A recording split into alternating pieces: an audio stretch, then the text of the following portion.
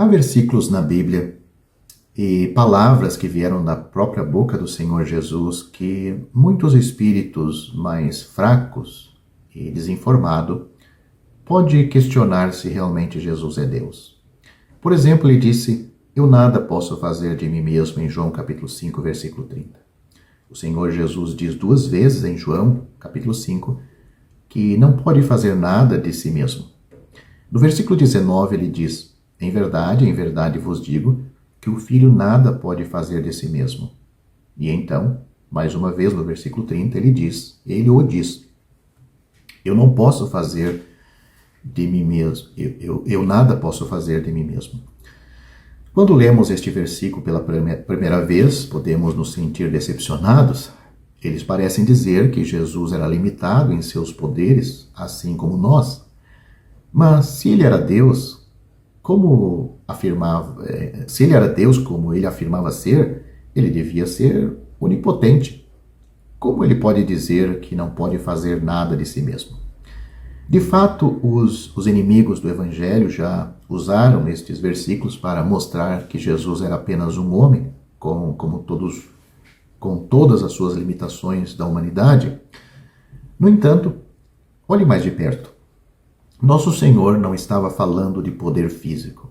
O que estava enfatizando era que ele era tão devoto à vontade de seu Pai que não podia fazer nada por iniciativa própria. Ele era tão moralmente perfeito que não agia de acordo com sua própria vontade.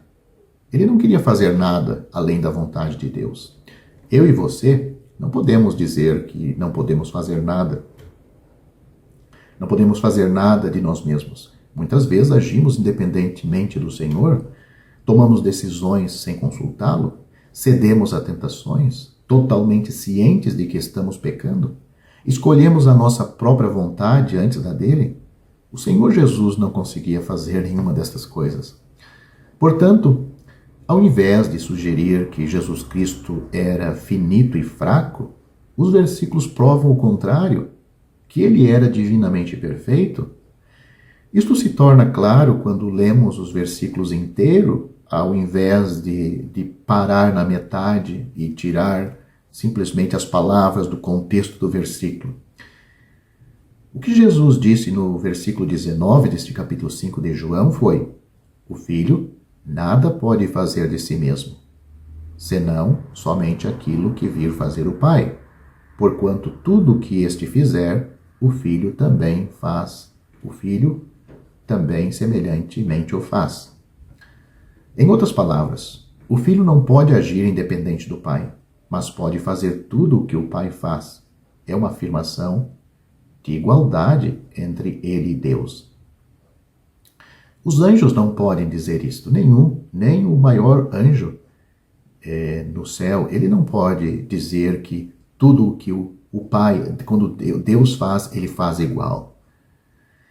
Novamente no versículo 30, Jesus disse: "Eu nada posso fazer de mim mesmo. Na forma porque ouço, julgo. O meu juízo é justo, porque não procuro a minha própria vontade, e sim a daquele que me enviou." Isto quer dizer que ele tomava decisões somente com base nas instruções que recebia de seu Pai e que sua submissão completa à vontade de Deus garantiam que estas decisões eram as certas.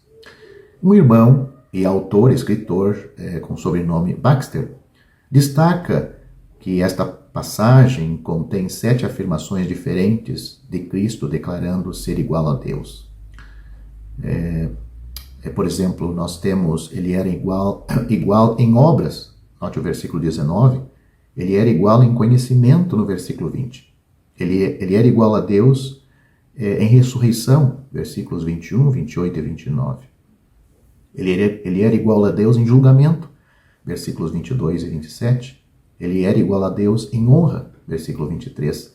E ele era igual a Deus em regeneração, versículos 24 e 25. E por fim, era igual a Deus autossuficiente no versículo 26. Leia com atenção esses versículos. Nosso Salvador não é uma criatura fraca e frágil, com um poder limitado, mas o Deus onipotente manifesto na carne. Muitos interpretam de forma errada as palavras do Senhor Jesus em sua oração sacerdotal, em João capítulo 17. Ele diz no versículo 3, e a vida eterna é esta, que te conheçam a ti só, por único Deus verdadeiro, e a Jesus Cristo a quem enviaste. Aqui temos uma explicação simples de como a vida eterna é obtida. É por conhecer Deus e Jesus Cristo. O único Deus verdadeiro está em contraste com os ídolos, e não são deuses genuínos de maneira alguma. Esse versículo não significa que Jesus Cristo não é o verdadeiro Deus. O fato de que seu nome é mencionado junto com o de Deus Pai, como a fonte una da vida eterna, significa que eles são iguais. Aqui o Senhor se chama de Jesus Cristo. Cristo era a palavra Cristo era o mesmo que Messias. Esse versículo refuta a acusação de que Jesus nunca declarou ser o Messias. Aí está. Enquanto o Senhor proferiu essas palavras, falava como se já tivesse morrido, sepultado e ressuscitado.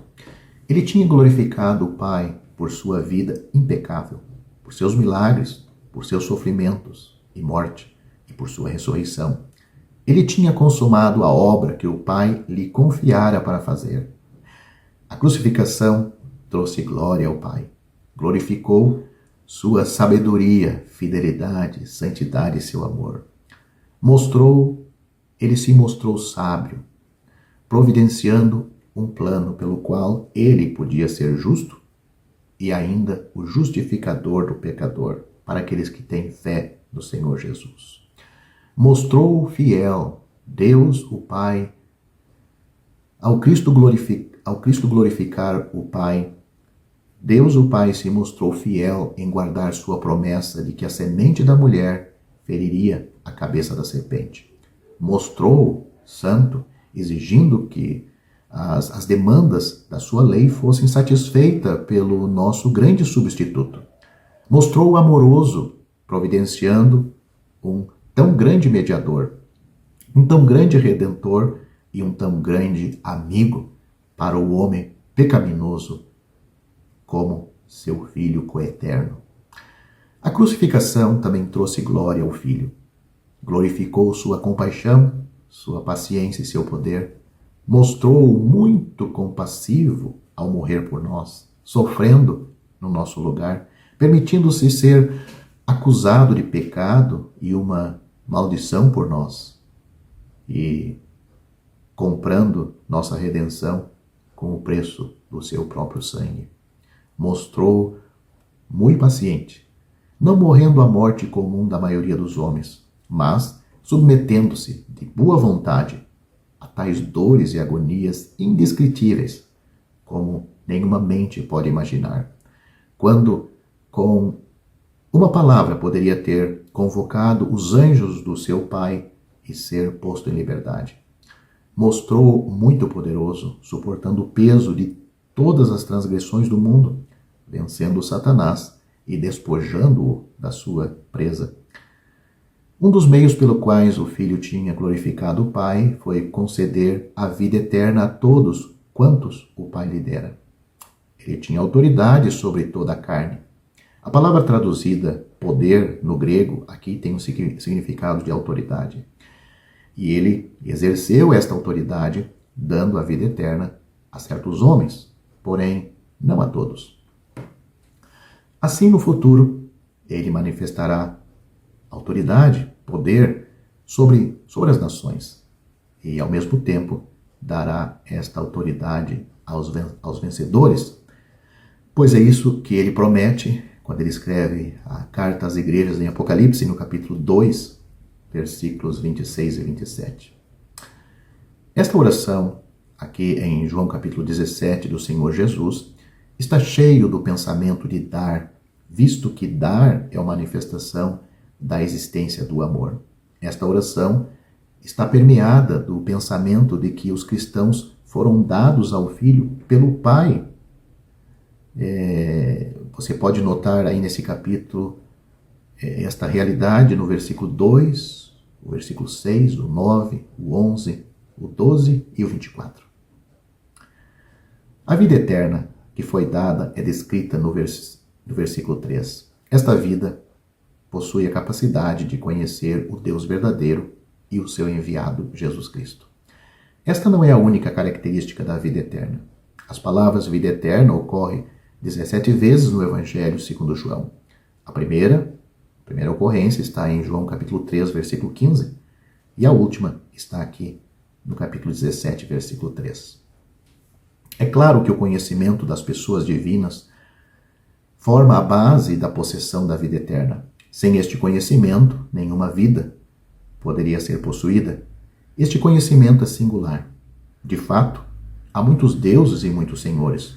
Todavia, para o povo do Senhor, há um só Deus, o Pai, e um só Senhor, Jesus Cristo. Paulo afirma isso em 1 Coríntios capítulo 8, versículos 5 e 6. Além disso, Paulo escreveu um só Senhor, um só Deus e Pai, em Efésios capítulo 4, versículos 5 e 6.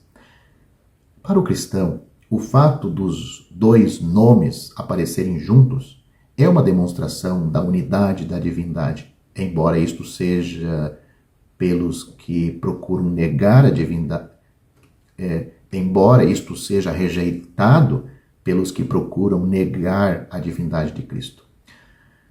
Vemos a justaposição de ambas as pessoas em versículos tais como João capítulo 5, versículo 23, que temos para que todos honrem o Filho, como honram o Pai. Quem não honra o Filho, não honra o Pai que o enviou.